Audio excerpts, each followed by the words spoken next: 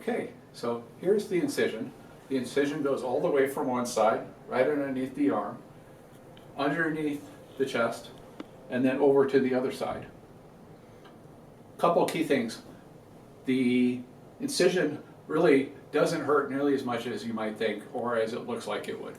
The other thing is that the sternum, where it's broken, isn't visible in any way. It's been wired back together and those wires stay in place, and you'll never really see or hear of those wires in that sternum again once it's healed. With the chest incision, the mesh and the materials used for that stay in place as well. Some of it's absorbed by the body, but there's nothing that needs to come out. It's just a wonderfully kind of clean and simple incision that has healed very quickly relative to what I expected, and as you can see here, about 7 weeks from the operation. In addition to that, you'll also see that there are 2 holes for where the chest tubes were. On the left side, there are also 2 on the right side. Those are put together with the suture.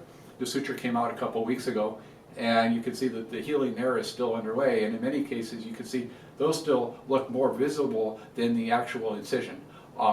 The key thing I'd share is that immediately after the operation, there's a lot of inflammation and puffiness.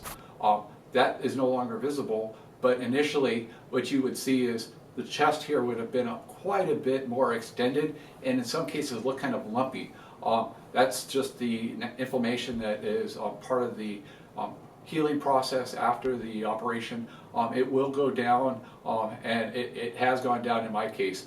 What I'll also share is that these incisions right here are why it's difficult to side sleep, and why back sleeping can be so helpful.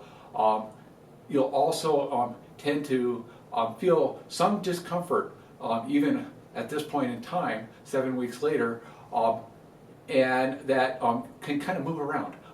You can get some tightness and some inflammation through exercise, or if it's slept on in a certain way. That's just part of the process as well. The key thing, I think, is not to push too much.